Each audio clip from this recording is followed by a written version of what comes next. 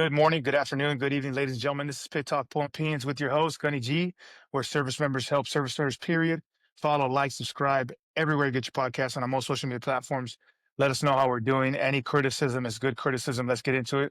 We got a special guest. I'll let him introduce himself first. I want to say thank you for your service. We appreciate it very much. Any Marine previous to me, his lineage and his tradition it's amazing. The pleasure is all mine to get you on the podcast and learn from you, experience, adversity, resilience, all that good stuff. But go ahead, the floor is yours. Go ahead and let them know where you're from, duty stations, operations, family, applicable, anything that's applicable to like a professional bio. Hit it. Sure, no worries. My name is Brandon James Petree. I go by my middle name, James. I joined the Marine Corps back in 2009 in March. Did about 9 years, 22 days, and 12 hours. 59 if you want to call it what it was, right? Because the checkout, right? Don't want to pay me for that one more minute. When I first got in, I went through the electronics, the Bravo 6 code, whatever it was, and I went through the basic electronics course to become a tactical data systems administrator. After I did that, went through 29 Palms, went through the stumps, had fun out there, Adobe Road, Joshua Tree, all that. And then I was like, okay, I want to go anywhere in the world but California because that's where I'm from. So I was born and raised in California. I didn't want to go back to California. No offense. I love it's a beautiful place. It doesn't align with me much. So I decided to leave there. And I said, don't put me here. I want to get away from here because I'm from Sacramento and it's one of the dirtiest places in California, probably second to Modesto or Stockton. It's very bad. Really high in crime, high in gangs. I was run away from gangs most of my life. Trying not to get sucked into the Bloods, the Crips, the Surdanos, the Scraps, all those different gangs. So when I left, I was like, okay, I don't want to be in California. Send me anywhere. I was hoping to go to Okeechobee, send me anywhere but here, right? So I got stationed in North Carolina. I was out there at Cherry Point with MTAX 28 for 3 years and some change. We did a pump to Afghanistan in 2011. We assisted in the operation of Operation Neptune Spear. We were out there for Operation Enduring Freedom, of course, but we did this is where I got my muck from, that bad boy right there, for assisting in that as a tertiary unit for backup support. For those who don't know, Operation Neptune Spear was about catching Osama bin Laden. And then after that, we came back, finished out. I tried to stay in my MOS, wouldn't let me. It was 6 boat spaces and 13 packages. At that time, I didn't really care about the PFT and CFT. I wanted to be smart in my MOS. I was all about job proficiency. So the green side killed me. So I had to pick something else. So first I put in a recon package with my buddy Will, and I was married at the time to a supply sergeant. She was like, well, you're going to be married all the time. I was I just got promoted to corporal. She's like, you're going to be deployed all the time. I can't, I don't know if I can do this. And I said, okay, cool. Well, I'll put in another package. I started putting in a counter intel package. I went all the way up to about to sit the board. And she's like, I talked to a buddy of mine. He was counter intel, and he said you'll be deployed all the time. So I got pulled out of that. So I was like, screw it. I'm getting money at this point. So I looked at it. I was like, what's left? Weather, I'll do it. I don't care. 40 grand. Let's go. I ended up having a really good time. Went to Keesler Air Force Base down in Biloxi, Mississippi. I was a armor bearer for a pastor for 9 months. So when I wasn't at school, I was literally at church or with him, with his family, overnight security, all kinds of crazy stuff for free.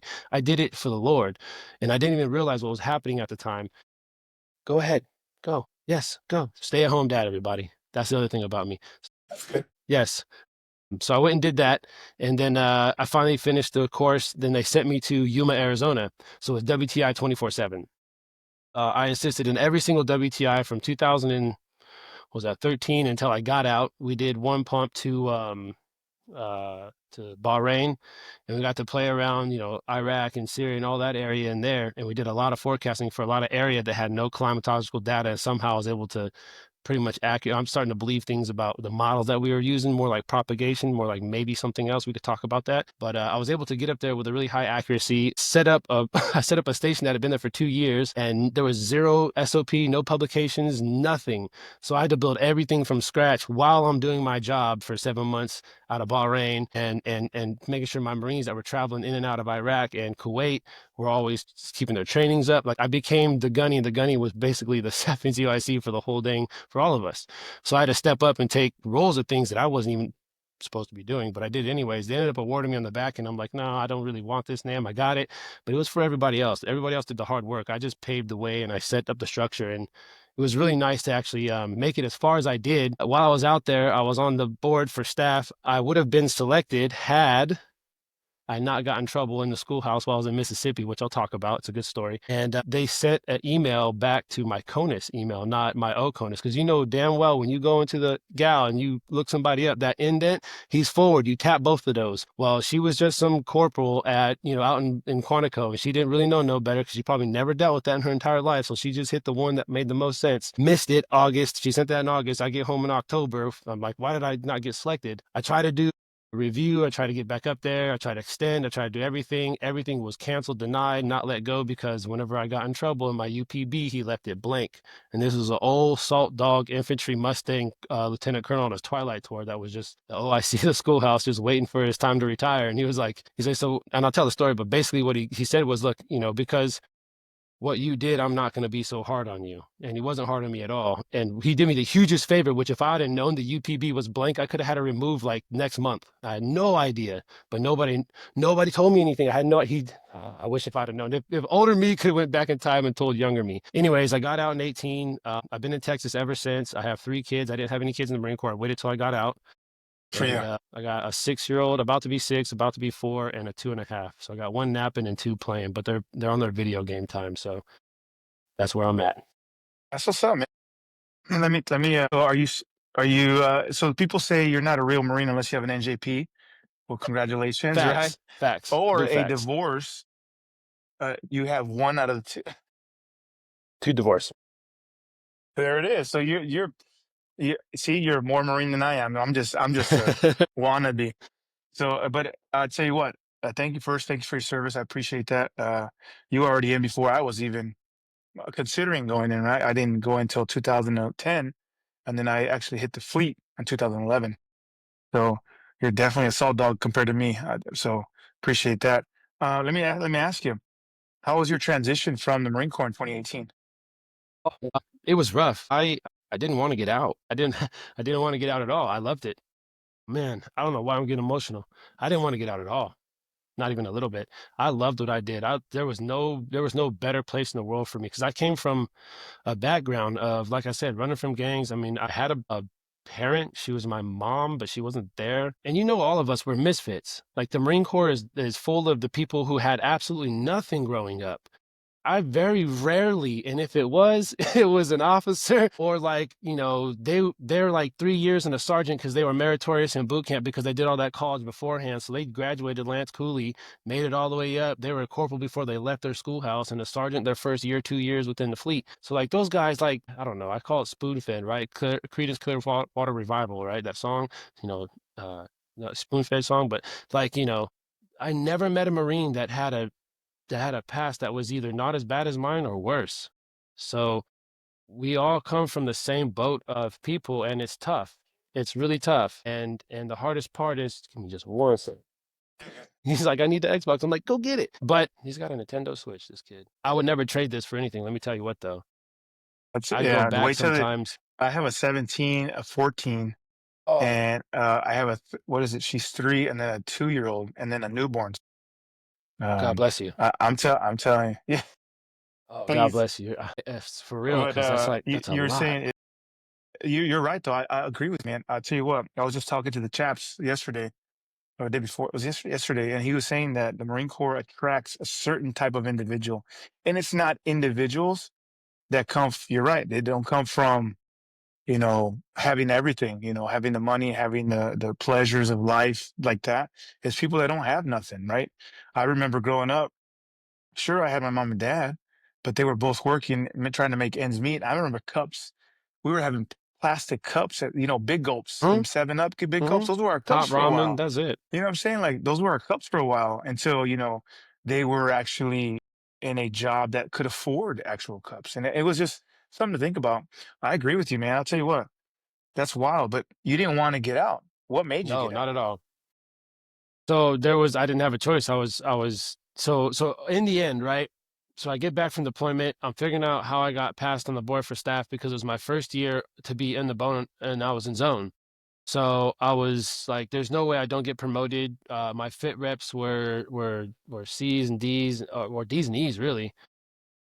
I was doing phenomenal. I my if I, she would have just emailed the correct email.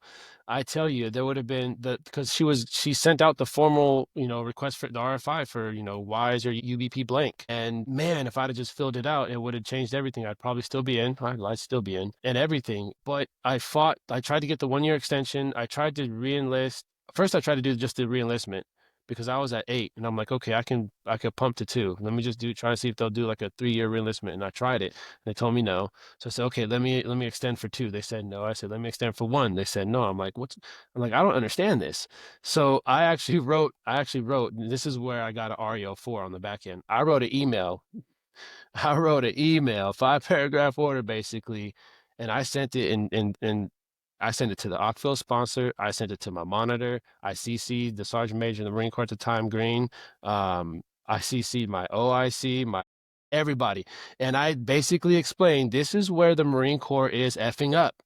Okay. You have people that will literally give their soul to stay in and perform for you. And literally the smallest issue that no one cares to correct, which can be fixed and everything could be rerouted into an area to where, hey, this Marine can now stay in because this was a clerical issue. And by the way, hey, we need to fire her or teach her how to send correct emails if she's going to be working for the board up there at Virginia, because what she's doing is literally disingenuous and she's screwing. I probably wasn't the only one that got screwed on that. I can almost guarantee you. If there's any other Marine that was deployed at that time frame in any climate place that was asked that question, guaranteed it went home and it didn't go anywhere else. I can almost guarantee you. I mean, it just, if, and then I started losing hope. And then I started so I wasn't really, I was a really bad drinker, like before I picked up sergeant, like really bad. But then like right at the end, I started drinking a lot. And you know how we like to try and see how well we can get through that front gate every time. I never got in trouble outside of that one time I got in trouble back in Mississippi, which we'll get to. But I just realized the love for the Marine Corps started going away. And then I started seeing a lot of this hand holding that was going on. And I couldn't Mm. take the hand holding. All this kind of, I needed to be conscious of people's feelings, and I'm not allowed to say, fuck you, excuse my French for that one, but like, or you're messed up, or this is messed up. I address staff NCOs and say, hey, look, there's a problem here. Let's fix it. I have a solution. I'm not coming to you with a problem. I'm telling you that there's a problem, but I have a solution with you. Like here, let's engage and let's stop this before it gets worse. And people didn't like that I was a problem solver either at the end, because I was taken away from. So we had an OIC who was a civilian but a retired Chief One Officer 5, and he held the highest billet in that building on the flight line. This is before I went from H&HS at Yuma over to Max 1 Det Charlie. And he would come up to me and he'd be like, he said one time on a late shift, we were sitting there and he goes to walk out. He goes, hey, Sergeant Petree, you know something? I said, what, sir? He goes, you got more mentality than any of these people in this building. And I'm like, what do you mean? He's like, the whole aspect, like all of it, like you're all of it, all of it. Like you just need to make sure you can get everyone else to do it too. That was the first time anyone ever tried to reach in there and be like, here's your ego. I'm not going to puff it, but you have something here. And then I went over to Max 1, and then I was begging for one more deployment. I'm like, I've been in for 6.5 years. I only did one pump. Like, this is just not correct ratio. Like, I need to go again. So they're like, all right, fine, get him out of here. So they moved me over to Max 1 Det Charlie, and I was gone in a few months. We did a couple workups, and then we were out, and I loved it. And man, yeah, no, I tried everything to stay in. I even reached out to the Naval Board of Records to see if what could be done, the highest level, right? And still nothing. It was just, so I wrote that email, man, and that was it. REO4, see you later. Oh boy, that's crazy. 4, right? Is that what you said? Yeah, the RE4, sorry, yeah, That's crazy. That's crazy. Just for that email? I'm gonna tell you what. Listen, just for the email. everything happens for a reason. I'm not saying that you shouldn't be in, or whatever happened, whatever happened. But look at where you're at now, man, with 3 beautiful children. I'm sure, and a beautiful family. I'll tell you what. If you wouldn't have got out, would they be here? That's the question. No, You're right. negative. So I mean, there's a little bit of a like, okay, you know, if this happened for a reason, and obviously somebody's in control because the babies wouldn't appeared, because you just said you wouldn't have had kids until you got out, and that would have been a while, right? I was never planning to. It'd be another 10 or another 6 years. So that's I'll tell you what, there was light at that end of that tunnel. So I do say that it happened for a good reason, right? And now you're in the Right? greatest state in America, the most free state in America, Texas. You I know what hope I'm it saying? stays this way. Yeah. I I'll hope it tell you what, stays this way. after you took off the uniform, I know you said transition was hard because you didn't want to get out, but how was it in the civilian life for you in transitioning from uniform, from Marine Corps lingo, isms, and all that good stuff, thoroughly indoctrinated devil dog, to now civilian life?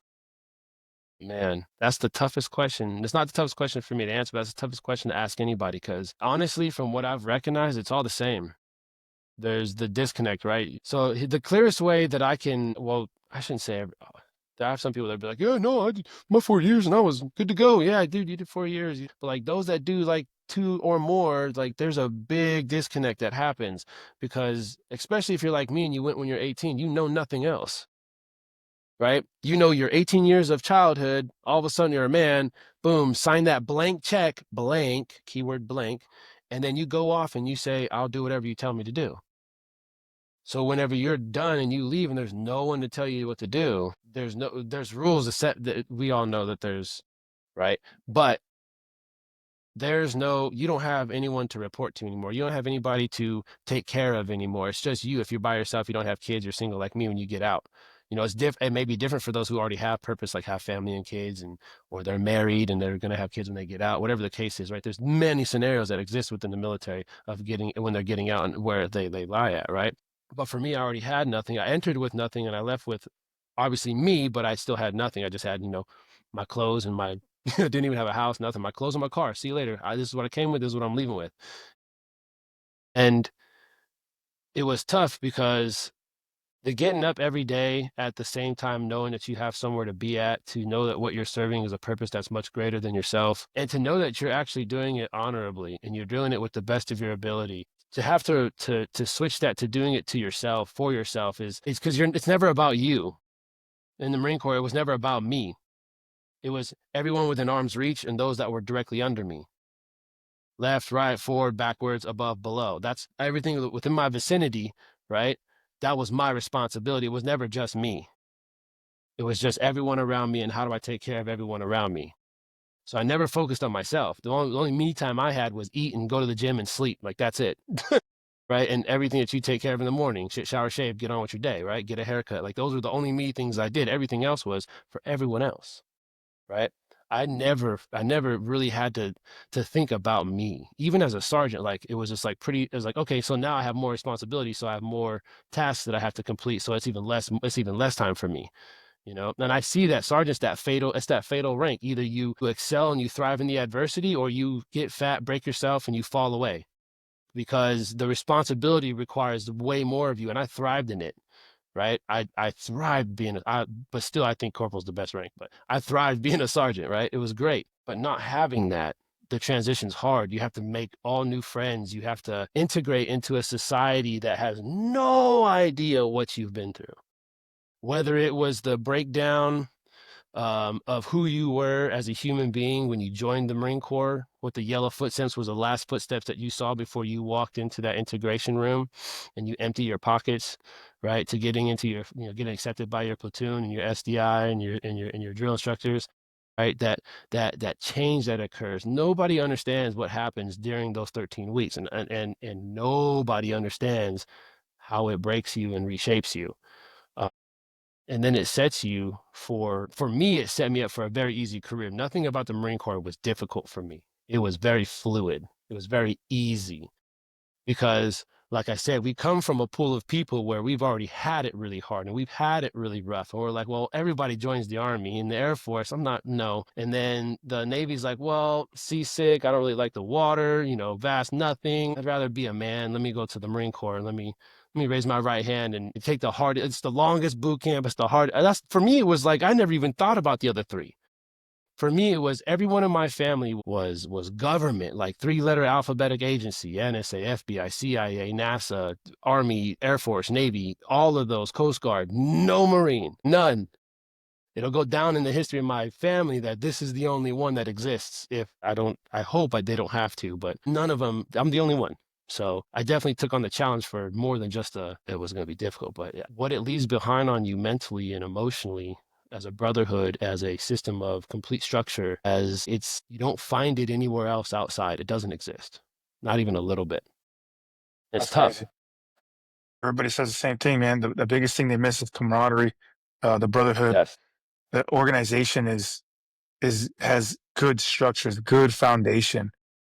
Um, uh, I couldn't agree with you more, man. I'll tell you what, if it was hard for you, I'm sure it was hard for anybody else that transitioned out. I don't think anybody's transition was successful.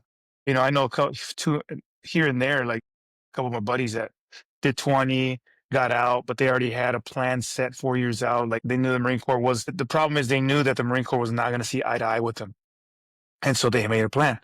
Right. So that was, but to ask them if they still wanted to stay in, I'm sure they miss it. They miss the brotherhood. They miss the people. So I agree with you there. I'll tell you what, you talk about transition, the adversity you felt there, emotional, physical, everything, all the above. Talk about some of that adversity. Obviously, that was adversity. How were you resilient? How did you? So now you're here now. I mean, obviously, something was successful, right? Because you would have Oh, I been failed just multiple. Yeah, right. I failed over and over. Yeah, I failed. Uh, yeah, I'm not like afraid to talk about it, but I just wonder if it's appropriate, right? Like, I definitely have suicide attempts, right? So my whole life I was abandoned, right? I had no dad, left when I was 3. My mother was not really a mother, she was a giver. Here's clothes, here's food, here's a roof. Figure everything out on your own. I'll teach you nothing, pretty much. And then as I learned, I taught my sisters, and as I until I joined the Marine Corps, and then they had to figure out the rest on their own, right? So like going back to nothing, it was like I was back in that same, like I said, I had nothing. There was nothing there for me to tangibly grab onto. So I was fighting endlessly for the adrenaline rush, for the esprit de corps, viciously fighting for it. And it is to be found nowhere. When I first got out, I worked on base at Camp Pendleton at the housing development for all enlisted and officers, Lincoln Military Housing at the South Gate. I was there for about 6 months because I just went through Airstreams. By the way, Airstreams 100% go for it. If any of y'all see the ads for it, I 100%, 1000% recommend do Airstreams because that opens you up to about 6 or 7 different employment fields. It's in Tehachapi, California. They got them in Georgia.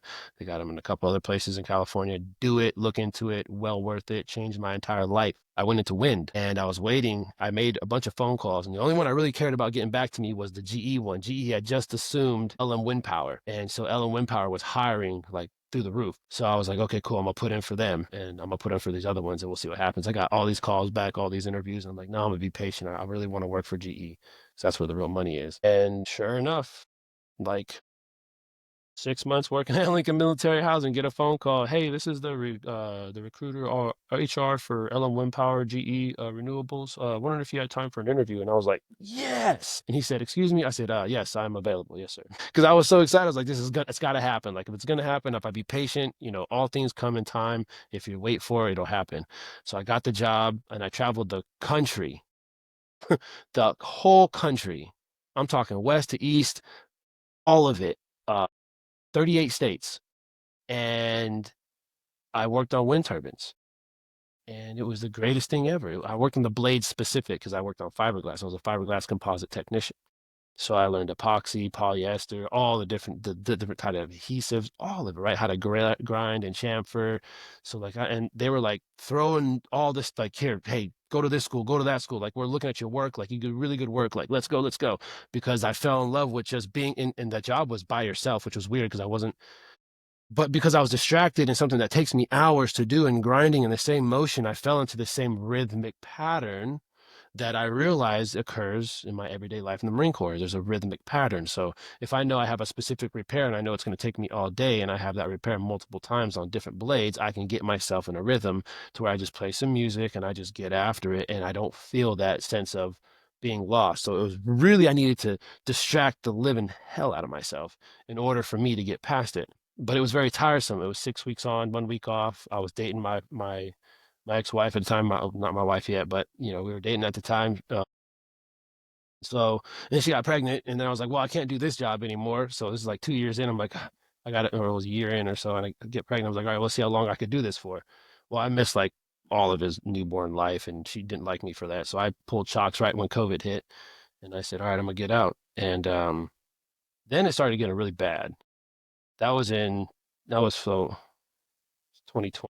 We had just bought our first house, and COVID put me like in this weird bubble because I took it like super serious at first. Like I was buying legit N95 gas masks and even little teeny ones for kids, like the actual around the face, like the not the oh get a diaper and put on your face type of shit, like a real mask. Because I took it because I've Seaburn training, right? Like we take that shit seriously. Like let's not mess around. If this is for real and the whole world's about to shut down, let's be realistic here and actually fight to survive. So I invest a bunch of money in this. I go to the store, I spend $2 grand, get a bunch of food, and we sit for 6 months. And it put me in a spiral. I attempted to overdose, and me and the ex-wife had got into a fight, and she took off down the street. I threw a bunch of pills back, a bunch of pain pills. And she turned around like 10 minutes later, come back. She said something didn't feel right. So I turned around and came home. And I was on the ground on my way out. Now, the fire chief lives 6 doors down because I lived in a really nice neighborhood on the beach. At this time, I'm working in the car business. Or not yet. I was just about to start the car business, but I just had all that money from GE. So I bought a really nice house and I was going to transition into the car business. And I'd already put a bunch of, what's it called? I had already had one interview. So I was like, cool, I got to keep this lake house. I'll lose it because this stuff's expensive. So, and I'm not, and so he comes over and he's still my wife says he's still buttoning up his shirt and he comes in, and he's got the radio on and he's like, where's he at? He's like, he's laying on the living room floor. So he runs over to you and he had already had some of that good stuff and he tried to hit you with it and nothing happened. And so we're like, oh man. So the ambulance shows up, the other guys get in and they hit me. They load me up and hit me up with whatever it is that wakes you straight up, that Narcan or whatever. And it sent me right up. And I was like fighting 6 dudes and they were like trying to hold me down, I guess, like all this crazy stuff. And she was talking about all this stuff I was saying on the way out. Like, oh, you called the cops? Oh, you better, because I smoke pot. She was like, oh, you better hide the pot. They're gonna bring the cavalry now. You better put that pipe away, like joking around and stuff. And so this is just funny stuff I'm saying on my way out, I guess. I don't know. It was tough. And then, things escalated into a more of a disastrous relationship, more toxic as time went on, more kids. She was overbearing, car business, equal time. I come home every night, but I'm not around the kids. So it's just as different. It's no different as me being on the road. So I'm at work 10, 12 hours a day. I leave as soon as the kid gets up. I'm home before while the kids are asleep. So she's drained. Right. So things get out of hand. We start getting toxic. We're separating, and she fools around with the neighbor next door, and then I lose it. So I end up trying to kill myself again. I end up going up to Waco. So I try to hang myself. Right. This is a few years ago. Right. And so it's been a wild ride, right? And all this stuff is just, and it has a lot to do. And that's when it's kind of more off from everything else. But a lot of it had to do with just the separation of pulling myself away from everything. And the second to the third one, there was a 3-year gap in there. So like nothing had happened for 3.5 years, but whatever happened there, all the emotions from back here still exist. So it compiled itself. And I remember I was sitting there and I'm like, I was a failure Marine. I'm a failure father. I'm a failure this. God doesn't love me. Jesus doesn't love me. If so, why would he put me through this? And I'm starting to curse everything in my life that ever existed. And then I decided to make this news and they're like, oh, well, whatever case. So they send me up to Waco. I get out of Waco. I come back. After 30 days, they had upped my dose of medication. Mind you, this whole time they had me on a bunch of pills. VA's got me on 13 pills in the morning, 13 pills in the afternoon. 2 of them are head pills, 2 of them or 3 of them are pain pills, 2 of them are mood pills. So it's weird. So there's like a psychological block to try to do with Cymbalta. I can't remember the other one. I've done stopped taking all this stuff. I have like legitimate issues with remembering things now because of the amount of damage this stuff has done to me for 6 years straight. So I got rid of all of that. Come July of last year, I decided to detox from everything in my life, right? So I stopped drinking. I stopped taking all of the pharmaceuticals, no vitamins, no extra, no supplements, no nothing, no, absolutely nothing. Just water, vegetable, and meat. I stopped eating processed foods, all of it. And I got on my knees and I remember I was praying. I was like, God, I will be your most humble servant if you just take what I'm doing right here, letting this go, and let that be my burden. And I want to do better from here on out because everything had already happened. My marriage was already falling apart. That already happened. Like I was losing it all. She's already on her way moving out. And I'm like, how do I get through this? Right. And then I started remembering to be resilient. I was like, and like that too, I was like, bro, you're a Marine. Like, hey, get up. Like, no, come on, let's go. Let's get back to it, bro. Let's get right back to this. This is not how we're doing this anymore. Like, get up, wake up, brush your teeth, wash your face, get your ass back in the house, and start getting back after it because you got 3 kids you got to take care of, regardless of what's about to happen in the next 6 months of your life, which in the next 10 and a half months of my life, I have been blessed beyond belief. There's nothing I can explain now. Like, full circle from getting out to now was very painful.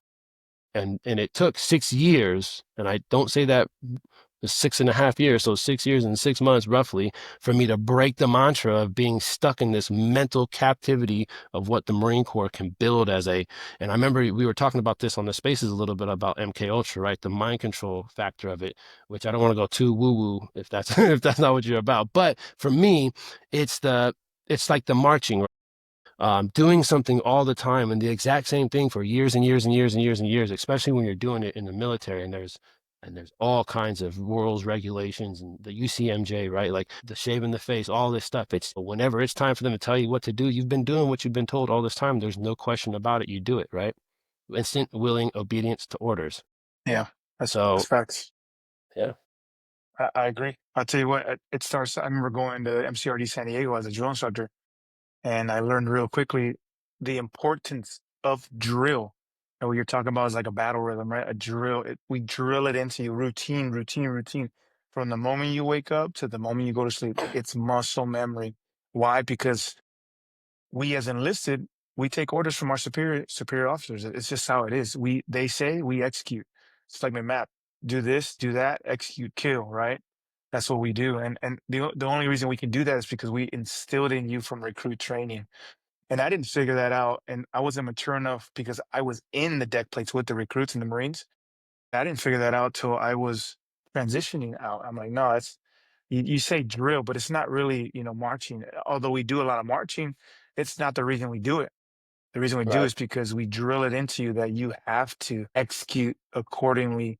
Brilliance in the basics, a basic Marine. I mean, at this point, I'm thoroughly indoctrinated, right? I'm with you. It's just Right. the only thing I do is the only thing I breathe, and not because I'm a robot or anything, but it's because I'm at this point. I love what I do. You don't learn to love it. You're fighting. Like, what is this? Yes. When you get to recruit, what is this? Why are they making me do this? Right when I didn't have to do this previous, and I was just fighting the system. That's I what got a most of us question do. for you. Yeah, go ahead. Do they send you to clown school during, during drill instructor school? Do they give you like a 1 week of how to be a clown? Because I swear, I remember boot camp all the time. I used to make y'all laugh like it was no one's business all the time. And the very famous, and you know what it is, you can't get caught. So you grab that campaign cover, you roll that down, and you Yeah. sit there and you do this number, and you look around, you try to turn around, because you can't get caught, can't break that bearing. But man, it's got to be a No, I requirement, mean, right? I'll tell you what. Some of us were pretty good with it, and some of us were just people, man. We're just doing what we got to do to survive. Yeah, I mean, I would say that as I progressed in the roles of drill instructor, as a drill instructor, I progressed in the role. Is it? You can laugh a little bit. You And can that's do through this. the hats, right? Yeah, as transition the roles. Not everybody's like that, right? Not everybody's trained that way, but at least when I went through, that's how it was. It was like when you first got there, it was just hate them, hate them, hate them, hate them. That's how you're going to get the best discipline. That's how you're going to get the best out of yourself because they're taking your time. That's how it was, right? They take your time from your family. So give them everything you got so they can earn it. And that's how it was for a little bit. And then as I progressed, it was like, it's not that bad as I look back, right? But it was fun. I won't do it again, but it was fun. Let me, let me ask you, Doc. You faced some adversity. You talked about resilient. You had to been in the deepest hole, right? Deepest hole. It had to get really bad for you. And unfortunately, as you talk about Jesus, you talk about faith. Unfortunately, it takes something like that to reach out to something that's bigger and better than yourself. And you did that. But that's because of your training, brilliance in the basics, resilience. Not everybody's like going to be that way. Not everybody's going to believe the way we do. Provide some insight, a resilience tool for those service members that are struggling right now and that are in that hole or about to take that 30-inch step, maybe like you did. It is like a march. It's like a It is a But choice. it feels like a natural choice whenever you're thinking about it. That's the sad part, right? See, I remember I told you I'm an open book. I'll talk about anything. I will talk about anything. So in 2016, before I got transferred over to Max One Det Charlie, I put in a MARSOC package, and I was doing so from the back gate of P or the front gate of P111 to the foothills in Yuma, Arizona is about 7.5 miles. And I was running that in the morning with in full kit. Magazines obviously didn't have ammo, but man, I loaded it with ammo sometimes because by the time I picked up sergeant, I was living out in town, renting a room out from a couple of police department cats that I knew. So I was roommates with YPD. They're really cool. Never got in trouble. So I would every once in a while I'd load them all up in the early morning on the weekend and I'd do that same run. But I got it down to about a competitive 13-minute mile. I'm like, sweet, I'm gonna walk into A&S, no problem. On August 20, I think it was 26th, 2016, my start date was the first week of September. And I was supposed to leave the weekend. If it was a Wednesday, I was supposed to leave that weekend to go to North Carolina to get ready to go to do the A&S. I'm in the gym being a stupid ass. I'm in there hitting 475, trying to do rack pulls because I was trying to increase my deadlift. So I go to the pinch point where you can't get past it, and I pull from there. I was trying to get a max out at 485, and I just couldn't get it. So I was rack pulling 465 and 475. On my last set of six, I was on the fifth set or the fifth rep of that last set, and my my wrist wrap adjusted itself. So I stopped. Oh, you're in a rhythm, right? So I stopped. I broke the whole cadence, the rhythm, the everything. I stopped. I readjusted. I took a breath. I went to pull. Boom! Herniated L5S1 hit the deck. Can't walk. End up going out to the ER in Yuma. They end up medevacing me out to Balboa by plane. And I sat in Balboa on like the third or fourth deck for like 3 days. I couldn't walk at all. And then on the third day, I got up and walked out. 3 days, couldn't walk. Biblical kind of like this is where I'm starting to see things in the past where God was always there and he was talking to me and telling me things and I didn't realize what was actually happening. Go get the controller. It's in the box. I told you. You have to get the box down. I promise you it's in there, baby. Go get it. I can't get up and go get it right now. If you go bring me the box, I'll get it for you. Go get it. I was in there for 3 days and I finally got to walk out of there on the third day. And I couldn't move a toe, couldn't move a leg. They were hitting me with the needles from the waist down, felt nothing. I herniated the L5 onto, so S1 is the top of your pelvic bone, the very top part. L5 is your first lumbar. Well, I herniated it to the left and it sucked the sciatic nerve into the right, killed all of the right leg. Well, the swelling hit the other side and I dehydrated both sacs in between that. Later pushed out L4 to the same direction. And I knew that was it. So I hit up the monitor to the guy, said, hey, look, I just injured myself. This is what's going on. I said, I'll send you the medical records as soon as I can. When's the next available one? They told me it wasn't until next year. They only run 2 classes. I was like, F. So I was like, all right, well, let's try to get on the next one. And he said, okay, send me the paperwork. As soon as I got everything, I mailed it off to him. He's like, no, we can't take you. I was like, no. And I think about that day, right? And I go, but if I would have, so this is the adversity part. This is the comeback around. Like, how do you deal with it? And so if you think about how you can lose something that is so near to your heart, like as a Marine, to try and get an opportunity at MARSOC, there's no greater opportunity, there's no greater honor than to go after that. And to even be accepted to go to ANS is half the battle. Really, it's like 25% of the battle. There's a lot in there you got to get through. Yeah. I mean, to be accepted is huge, right? So, because you have to get that through all tiers of your MOS gets involved, the monitor, everybody gets involved with it, and your immediate command. And so people can say no, right? They can say, nah, no, we're not sending them. We need them. But they all gave me the green light.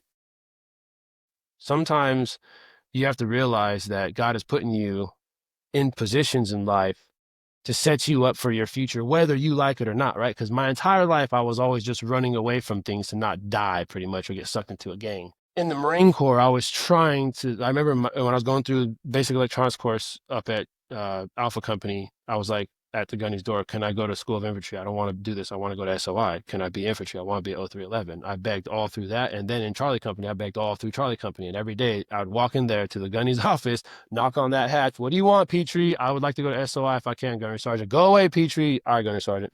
Walk away, right? Like I just wanted to go and fight. That was the whole reason why I joined to begin with.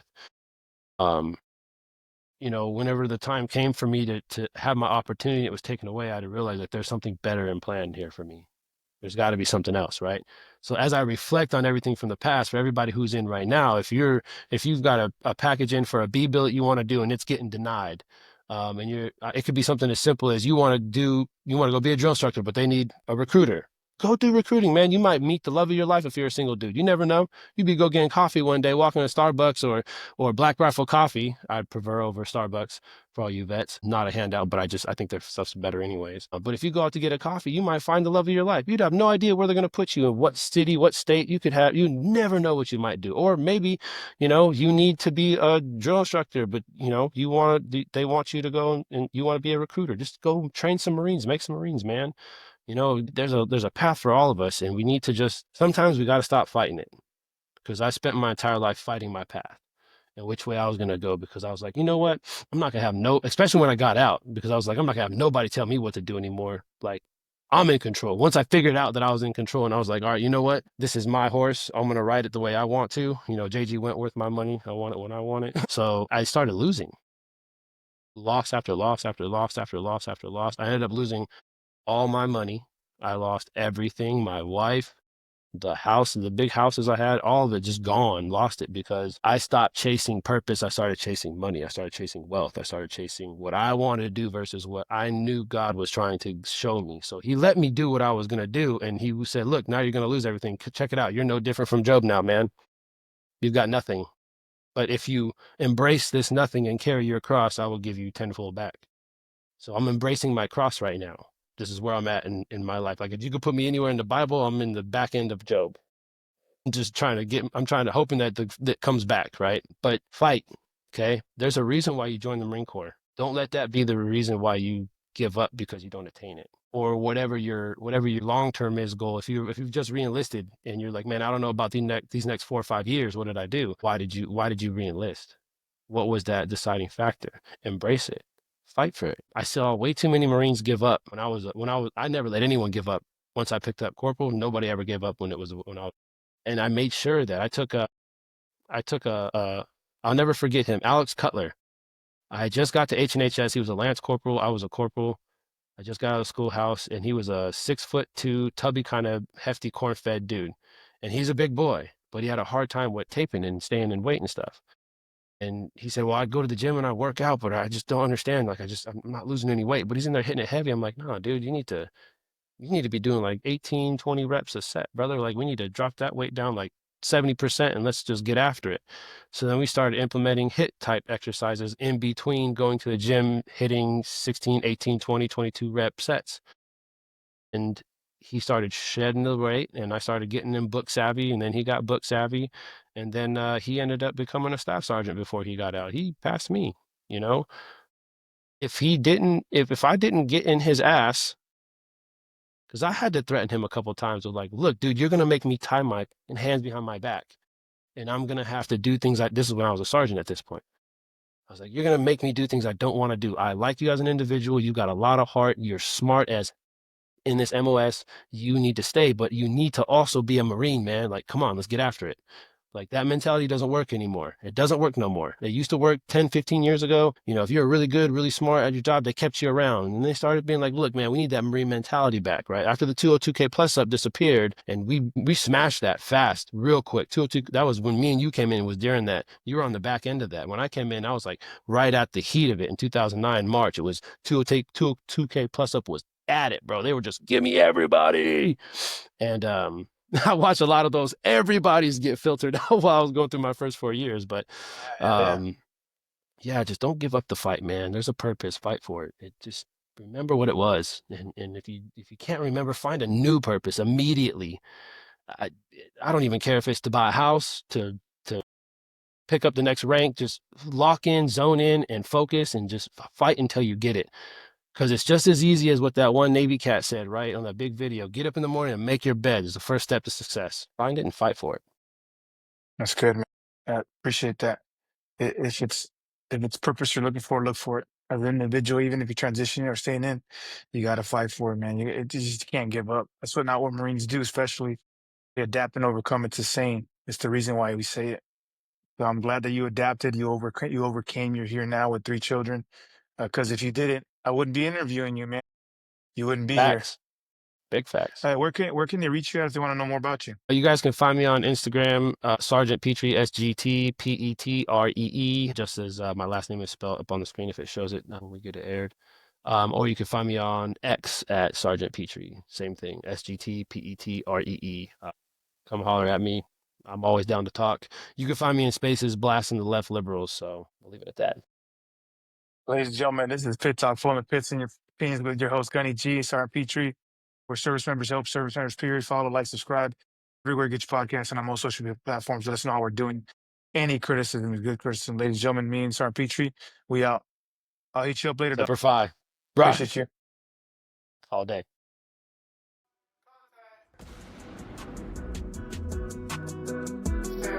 Stand by, contact.